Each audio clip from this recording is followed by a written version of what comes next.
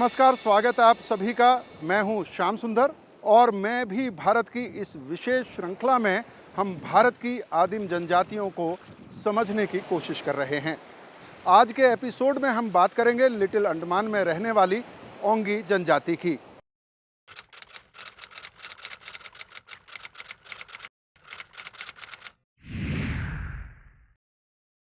ओंगी जनजाति आज की तारीख में अपने वजूद को बचाने की लड़ाई लड़ रही है।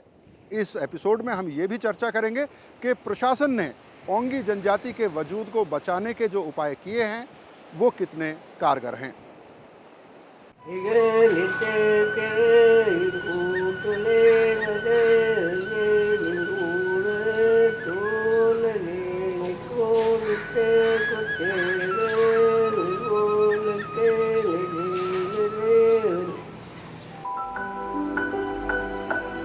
चोगोगी अपने पूरे परिवार के साथ डुगोंग क्रीक से पोर्ट ब्लेयर के गोविंद वल्लभ पंत अस्पताल में आए हैं। उनकी बेटी के बच्चे को इलाज की जरूरत है।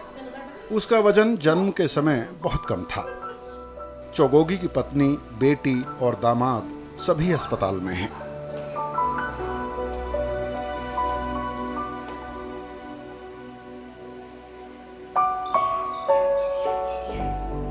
ग्रेट अंडमानी और ओंग जनजाति के लोगों से बाहरी दुनिया का सबसे लंबा संपर्क रहा है।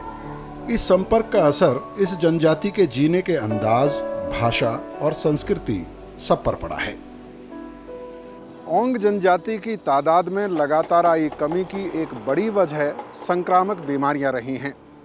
सरकार ने अब लिटिल अंडमान में ओंगी जनजातियों के लिए एक प्राथमिक उपचार केंद्र बनाया है। इसके अलावा उनके लिए यहाँ पोर्ट ब्लेयर में जीबी पंत हॉस्पिटल में एक विशेष वार्ड की व्यवस्था भी की गई है। अगर कोई ओंगी ज़्यादा बीमार होता है और उसे विशेष इलाज की ज़रूरत होती है तो उन्हें विशेष देखरेख में यहाँ पर एक विशेष वार्ड में रखा जाता है और उस वार्ड में किसी आम नागरिक को जाने की अनुमति नहीं है। 1976-77 में प्रशासन ने लिटिल अंडमान में ओंगियों के संरक्षण के लिए कई कदम उठाए। इसी दौरान वहां एक प्राथमिक स्वास्थ्य केंद्र भी बनाया गया। शांति लाकड़ा अंडमान स्वास्थ्य निदेशालय में नर्स हैं और सालों से वो ओंगियों में काम कर रही हैं। मैं पहले ओंगीस के साथ काम करी और ओंगीस एक सेटलमेंट में सेटल किया हुआ है। उन लोग एक एरिया में एक जगह पे उन लोग रहते हैं, तो उनको हम लोग उनके घर घर में जाके उनको हम लोग, और उनकी आबादी भी कम है तो इसलिए हम लोग को ज़्यादा प्रॉब्लम उनको कांटेक्ट करने में नहीं है। और उन लोग काफ़ी साल से 78 से उनको सेटलमेंट में सेटल किया गया है, तो उन लोग काफ़ी साल से मतलब मेडिकल का सेवा ले रहे हैं, लोगों से संपर्क है। आदिम जनजाति के लोग वहाँ पे रहते हैं, सारे टीचर्स, स्कूल सब कुछ है वहाँ पे, तो इसलिए उन लोगों को पहले से ये आदत है कि उन लोगों से कैसे मिले, कैसे बात करें, या उन लोग जो पूछते हैं उनका जवाब दे। ओंग जनजाति की जीवन शैली में आए बदलाव को शांति लाकड़ा ने बहुत करीब से देखा है। खाने की हैबिट्स भी बदल रही है। जैसे अभी उसने बताया कि हम लोग सारे सब्जी खाते हैं, सब खाते हैं। पहले शुरू में उनको जब सेटल किए तब तो उन लोग ज़्यादा अपना हंटिंग एंड गैदरिंग पे ही ज़्यादा मतलब डिपेंड थे। हालांकि गवर्नमेंट शुरू से ही उनको फ्री राशन सर्विस दे रहे हैं, फिर भी उन लोग राशन में वो दाल और चावल, दाल चावल आटा ये सब दे रहे थे, सब कुछ। लेकिन सब्जी तो वैसा सप्लाई नहीं था और उन लोग सुअर मार के, मच्छी पकड़ के वो सब खाते थे। लेकिन अभी उन लोग अपना खाने में सब्जी और ये भी ले रहे हैं। इसका मतलब खाने में चेंजेस आ रहा है और उन लोग का पकाने का तरीका भी अच्छी तरीक़ा से फ्राई करके खाना, या मच्छी में नारियल दूध पीस के डालना, ये सब तो फिर पहले उनका खान पान से अलग ही है। पोर्ट ब्लेयर से लगभग 145 किलोमीटर दूर लिटिल अंडमान का साउथ बे और डिगोंग क्रीक इलाका ओंगियों के लिए सुरक्षित है, यानी कि उस इलाके में मेरे और आपके जैसे लोग नहीं जा सकते। उसके लिए आपको सरकार से विशेष अनुमति लेनी पड़ती है और ये अनुमति शोध या बहुत गंभीर कामों के लिए मिलती है, वो भी लंबी प्रक्रिया के बाद। ओंग आदिम जनजाति दुनिया की शायद सबसे पहली आदिम जनजातियों में से एक है। हजारों साल से ये आदिम जनजाति लिटिल अंडमान द्वीप पर रहती आई है। शिकार की तलाश में मौसम के हिसाब से ये लोग अपने रहने की जगह बदलते रहते, लेकिन इस द्वीप से बाहर वो शायद ही कभी जाते थे।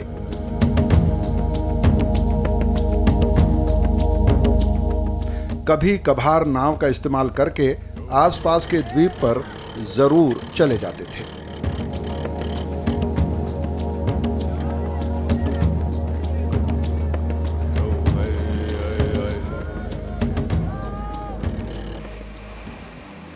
पोर्ट ब्लेयर से कोई 145 किलोमीटर दूर लिटिल अंडमान का ज्यादातर हिस्सा समतल है, लेकिन द्वीप का उत्तरी हिस्सा 500 फीट तक ऊंचा भी है।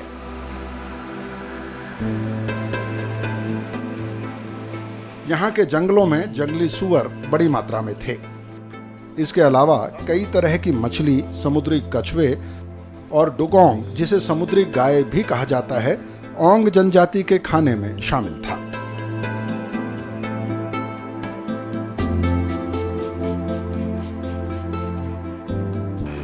1976-77 में सरकार की तरफ से इस जनजाति के वजूद को बचाने के लिए उठाए गए कदमों के कई अच्छे परिणाम सामने आ रहे हैं।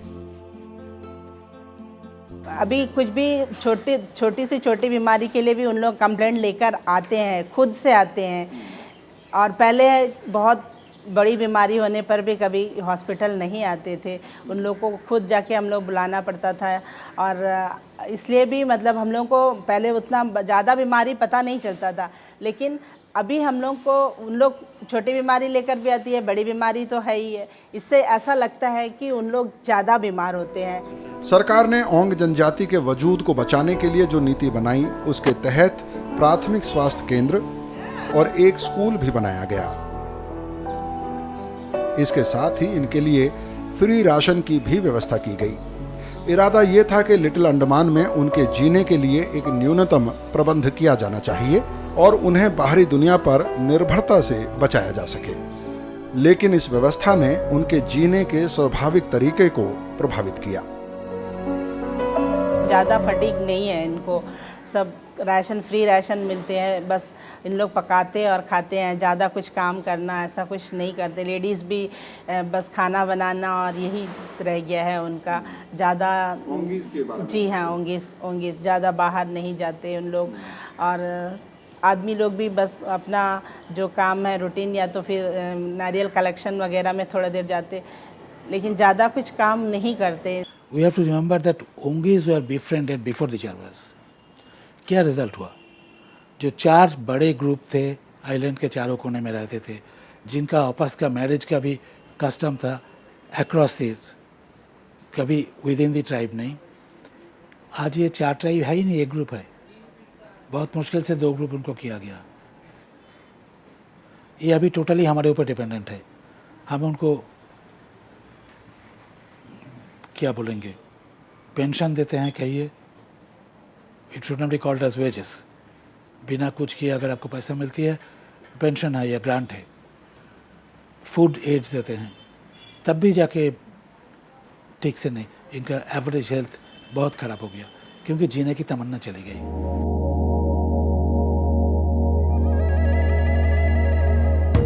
पिछले कुछ सालों में प्रशासन ने ओंग और दूसरी आदिम जनजातियों को लेकर अपनी नीति में बदलाव किया है। अब ये महसूस किया जा रहा है कि उनके वजूद को बचाने के लिए मदद की जरूरत तो है, लेकिन उन्हें काम करने की आदत भी डालनी होगी। उनका स्टेज ऑफ एक्लचरेशन जो है वो अभी भी आइसोलेटेड है, क्योंकि वो एक ही आइलैंड में है और एक ही एरिया डुगोंग क्रीक में उनके रिजर्व टेरिटरी उसमें सीमित हैं। पहले 2 थे, अब एक ही इलाके में आ गए हैं सुनामी के बाद से। तो उनके रहने का जो स्टाइल कहिए या जो उनका ट्रेडिशन था, वो कुछ हद तक लुप्त तो नहीं हुआ है, लेकिन सबड्यूड हो गया है। तो ये कहा जा सकता है कि वो लोग एक स्टेज ऑफ दुविधा में हैं कि हम इस तरफ हैं या उस तरफ हैं, और एक there is a need to revive it one way और अदर, और उसके ऊपर काफ़ी सोच विचार और ध्यान दिया जाता है। तो आप ये कह रहे हैं कि तरस खाने की जरूरत नहीं है। हाँ। वो अपने आप में एक सिविलाइजेशन है, उनका अपना एक जीने का तरीका है, उसको समझिए, समझने की उसको जरूरत है। समझिए, उसको एक सम्मान दीजिए और वो खुद अपने पैर पे खड़े हो सकें, उसकी क्षमता उनको देने के सहायता कीजिए। लेकिन हम तुम्हारे लिए सब कर देंगे, वेलफेयर कर देंगे, वो एक पॉलिसी गलत है। स्वास्थ्य के लिहाज से भी अभी तक का अनुभव यही बताता है कि जिन आदिम जनजातियों को उनके अपने अंदाज में जीने के लिए छोड़ दिया गया, वहां परिणाम अच्छे आए। जो ट्राइबल्स अभी भी सेटल नहीं हुए, वो लोग मोर हेल्दी है। इसका कारण हो सकता है इनका जो नेचुरल हैबिटेट है, उस नेचुरल हैबिटेट में जो फूड ये लोग खाते, जो इनका लाइफ हैबिट्स है, वो ज़्यादा प्रिजर्व होता। जब भी हम लोग इसको सेटल करते तो ये नॉर्मली हमारा फूड हैबिट्स को एडप्ट करते। ये हमारा फूड हैबिट्स एडप्ट करने से हो सकता उनका उतना वो सूटेबल नहीं लगता। ये लेके अभी भी एक्सपर्ट कमिटीज़ विचार कर रहे हैं कि कौन सा सही है। जिन आदिम जनजातियों को स्थायी बस्तियों में बसाया गया, उनके बीच में स्वास्थ्य से जुड़ी हुई गंभीर शिकायतें देखने में आ रही हैं। ये सेटलमेंट में लाइफस्टाइल रिलेटेड इश्यूज आ रहे हैं। ज़्यादा करके अल्कोहल एडिक्शन रिपोर्टेड हुआ। ये क्यों हुआ, कैसे इन लोगों में अल्कोहल एडिक्शन आया, ये तो आगे रिसर्च होगा, लेकिन ये रिपोर्टेड है इनका अंदर में। ओंग जनजाति लंबे समय तक अपनी ताकत और आक्रामकता से बाहरी दुनिया के संपर्क से खुद को बचाने में कामयाब रही। 1888 में नेचुरल हिस्ट्री म्यूजियम के निदेशक डॉक्टर फ्लावर ओंग जनजाति के बारे में कहते हैं, ये अद्भुत नजर आता है कि 1880 तक लिटिल अंडमान दुनिया के किसी भी दूसरी सभ्यता के संपर्क में नहीं आया। यहाँ के मूल निवासी यहाँ पर हजारों साल से रह रहे हैं और दुनिया में किसी से भी इनका कोई संपर्क नहीं था। कभी कभार डूबते समुद्री जहाज़ों से जान बचाने के लिए कुछ लोग इस द्वीप पर जरूर गए, लेकिन वो ओंगियों के हाथ मारे गए। 1931 की जनगणना से ओंग जनजाति की घटती संख्या पर एक अहम जानकारी मिलती है। इस जानकारी के हिसाब से 1867 में आसाम वैली नाम के एक जहाज से कैप्टन और उसके 6 साथी लिटिल आइलैंड पर पानी की तलाश में पहुंचे, लेकिन ये टीम कभी वापस नहीं आ पाई। इस दल की तलाश में एक और टीम भेजी गई, लेकिन ओंग जनजाति के लोगों ने इन्हें अपने इलाके में नहीं घुसने दिया। आखिर में ICS अराकान को ओंग जनजाति को सबक सिखाने के लिए भेजा गया। इस अभियान में कम से कम 70 ओंग मारे गए। 1878 तक कई ऐसे अभियान चलाए गए जिनमें बड़ी तादाद में ओंग जनजाति के लोगों की हत्या हुई।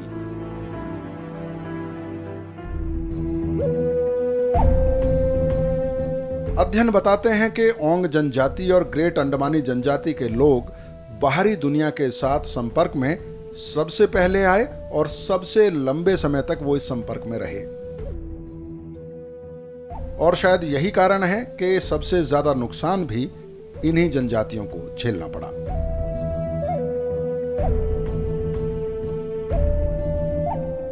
उन्नीस की जनगणना में ओंग जनजाति की जनसंख्या का अनुमान 672 बताया गया। उसके बाद 1911 में यह जनसंख्या 631 रह गई। 1921 में यह जनसंख्या घटकर 346 हो गई और 1931 में कुल 250 ओंगी बचे। इसके बाद 1951 में 150, 1961 में 129, 1971 में 112, 1984 में 102 और 1987 में ओंग जनजाति की तादाद पहली बार 100 से भी कम रिकॉर्ड की गई और इनकी जनसंख्या थी 98। 1901 से 1931 के बीच यानी कि इन 30 सालों में ओंग जनजाति की जनसंख्या में करीब 63% की कमी आई। 2011 की जनगणना में ओंगियों की तादाद 118 बताई गई है।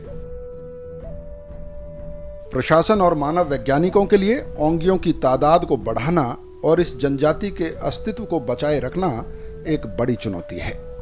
ये जो ओंगीज है या ग्रेट अंडमानीज है, एक पॉपुलेशन का ऐसा कहा जाता, ये क्रिटिकल मस है। ये साइंटिस्ट लोग आपको ज़्यादा अच्छा बताएंगे। उस क्रिटिकल मास से अगर पॉपुलेशन कम होता तो पॉपुलेशन में इनब्रीडिंग होता, मतलब with in the close relatives breeding होता, जिसका कारण वो पॉपुलेशन धीरे धीरे घटते जाता। ये क्राइसिस जो है उंगीस और ग्रेट अंडमानीज में हम लोगों को डर लग रही है। अंडमान निकोबार द्वीप समूह की आदिम जनजातियों की अगर बात करें तो शोधकर्ताओं और प्रशासन में सबसे ज़्यादा चिंता ओंगी आदिम जनजाति को लेकर है। उनको डर है कि कहीं इनका हश्र भी ग्रेट अंडमानी आदिम जनजाति जैसा ना हो। तो अब सारे ओंगी कपड़े पहनते हैं? हाँ, लड़के लड़की सब कपड़े पहनते सब पहनते हैं। पहले ज़माने में हम लोग जंगली तरह हैं। जंगली रहने का तो हम कपड़ा बनाने मिलता है, इसी तरह हम कपड़ा नहीं तरह। अभी भी आदमी हो गया तो हम लोग कपड़ा पहनते हैं।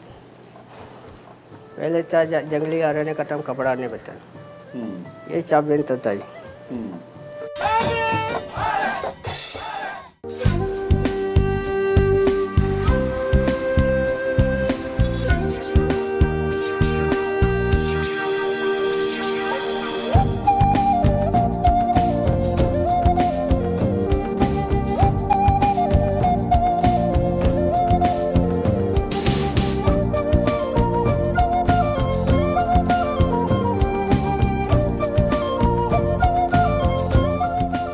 आपके परिवार में कितने लोग हैं? 2 बच्चे, दोनों बेटी हैं, बेटा भी है? दोनों बेटे। शादी आपके जो परिवार से बाहर शादी करते हैं, कैसे क्या तरीका है शादी करने का? शादी करने के बाद गोदी में बैठा देता लड़का, लड़की को गोदी में बैठा देता। हाँ, लड़का नीचे रहेगा, लड़की ऊपर रहेगा। अच्छा। उसके बाद शादी हो जाएगा लड़की। जिससे शादी करते हैं लड़की की, हाँ, वो कौन तय करता है कि इससे लड़की अपना आप तय करते हैं या आप? लड़का लड़का लड़का लड़का तय करता है कि वो उसको किससे शादी करनी है। वो लड़की को पहचान तो नहीं चले, शादी कर रहा है। तो कुछ लेन देन भी होता है शादी में? पहचान नहीं चलता है, वो पैसा खाली ही? सामान देता है। लेकिन क्या क्या सामान देते हैं? सामान भी पेटी भी लेता है, लेकिन रेडियो भी लेता है, पेटी भी लेता है, सूटकी भी लेता है, सब कुछ लेता है, कपड़ा भी लेता है। तो अब सारे ओंगी कपड़े पहनते हैं? हाँ, लड़के लड़की सब कपड़े पहनते सब पहनते हैं। पहले ज़माने में हम लोग जंगली तरह हैं। जंगली रहने का तो हम कपड़ा बनाने मिलता है, इसी तरह हम कपड़ा नहीं तरह। अभी भी आदमी हो गया तो हम लोग कपड़ा पहनते हैं। पहले था जंगली रहने का तो हम कपड़ा नहीं पहनते, ये सब पहनता था। तो ये आपको किसने बताया कि अब आप आदमी बन गए, पहले आप जंगली थे? नहीं, 5-5 से बड़ा ना। जब कपड़े नहीं पहनते वो भी आदमी है ना? आदमी है, लेकिन छोड़ दिया, लेकिन छोड़ दिया तो छोड़ दिया। अब आप बदल गए हैं। हाँ, बदल गए। पहले आप आदमी थे लेकिन कपड़े नहीं पहनते थे, अब भी आप आदमी हैं अगर कपड़े पहनते हैं तो। आप क्या पान खाते हैं क्या? पान खाते हैं। हैं? कब से पान खाना शुरू किया आप लोगों ने? और जंगली रहने का था।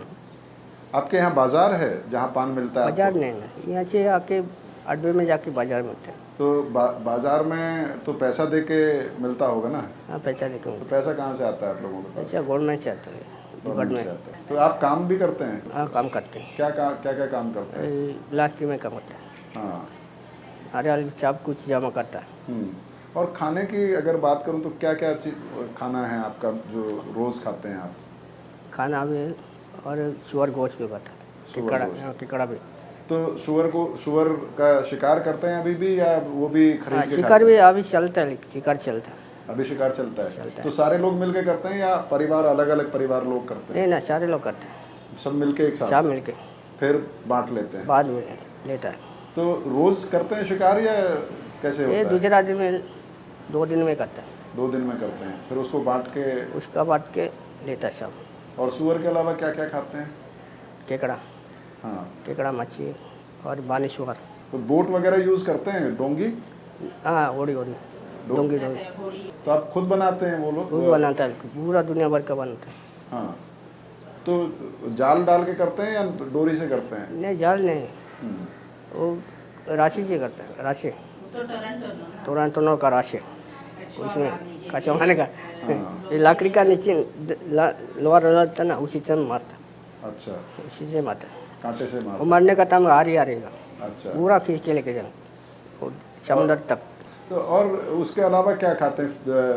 केकड़ा और इसके अलावा कुछ चावल वगैरह भी खाते हैं? हाँ, चावल भी करते हैं। लेकिन पहले खाते थे चावल या अभी खाते पहले नहीं कतल था, पहले हम लोग कटा भी नहीं चावल। हाँ। अभी भी आदमी हो गया तो हम लोग चावल कटाएंगे। बाजार में सब कुछ लेते ला रखे, अडबे का बाजार में।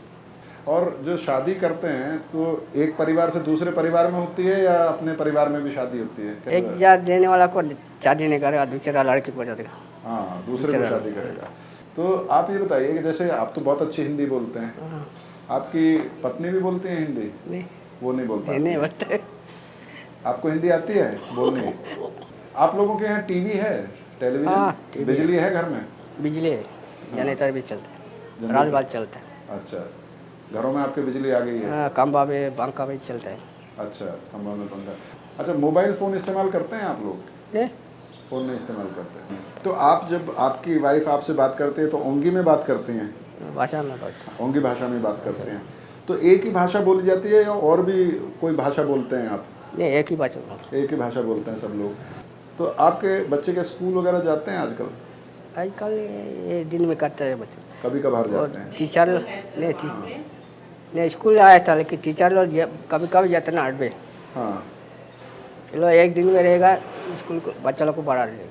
हाँ। इसका बाद भागेगा लग, हाँ। छोड़ के बाद तक। जो वहाँ स्कूल है उसमें ओंगी में पढ़ाई होती है या हिंदी में? ओंगी पढ़ाते, किताब जो है ओंगी भाषा में पढ़ता है, हिंदी पढ़ाता है बच्चों को। दोनों हाँ, दोनों भाषा में? भाषा पढ़ाता है, ओंगी भाषा हिंदी पढ़ाता है बच्चों को। आप लोगों को वहाँ पे जो हॉस्पिटल वगैरह है आपके उसके आसपास, तो आप आराम से जाते हैं या आराम से जाते हैं। दवाई वगैरह सब? शाम को भी जाता है, रात को भी जाता है। हाँ। रात को भी तकलीफ होने से जाते रहे। हाँ, 24 घंटे डॉक्टर रहते हैं वहाँ पे? रात को चलता है। रात को चलता है। तो आप लोगों को कुछ काम भी दे रही है सरकार? कुछ काम करने के लिए दे रही है? अरे दे कुछ काम करते हैं आप? कुछ और एक लड़का था ना आदमी, उसको काम दे दिया मेडिकल से। अच्छा, क्या करता है वो? वो भी मेडिकल में काम करता है, दवाई देता है, लेकिन उसको कमांडर का खर्चा जाता है, हाँ। सीखाता है। और आप लोग भी काम करते हैं? आप काम करते हैं? हाँ, ये तो हम लोग अलग है, लास्ट में काम करते हाँ। हैं, लास्ट में काम करता है। तो अभी आपके परिवार में और जो दूसरे परिवार हैं आपके ओंगी समाज में, कितने परिवार होंगे, कितने लोग हैं आप लोग? मतलब पहले ज़्यादा था, लेकिन अभी भी काम हो गया। कितनी उम्र है आपकी? हाँ, वो 50 साल को पड़ा। और आपकी पत्नी की कितनी उम्र है? अरे थे वो ठीक 60। होएगा। तो आपकी वाइफ आपसे बड़ी है? हाँ, बड़ी है, हम तो छोटा है। तो शादी कैसे हुआ आपका? हाँ, तो इसको पसंद है ना शादी। आप इनको पसंद करते थे? ये पहले से मोटा था, अच्छा। तगड़ा था। हाँ। इससे चंटी का माँ भी है। तो अब क्या हुआ? तो अभी भी आपको मोटी तगड़ी ज्यादा अच्छी लगती है? हाँ, ज़्यादा लड़की? अच्छी लगती है। तो शादी में आपको इनके परिवार वालों को कुछ देना होता है या ये देते हैं आपके परिवार वालों को? क्या क्या है तरीका? वो देता है, लेकिन वो देता है। अच्छा। और लड़की के घर वाले देते हैं। और जब आपके यहाँ कोई बच्चा पैदा होता है तो उस पे भी कोई फंक्शन करते हैं आप लोग? कोई क्या करते हैं? गाना गाता है, बच्चा जब पैदा होता है तो क्या गाना गाते हैं आप जब शादी? तो भाषा का गाना, ओंगी भाषा में थोड़ा सा गा के सुना दीजिए। नित्य के गुटले मेरे गे निंदूर तो लगे को नित्य को तेरे गोल के निरे रे नित्य के गुटले मेरे गे निंदूर तो लगे नित्य को तेरे गोल के निरे रे नित्य के गुटले गे निंदूर तो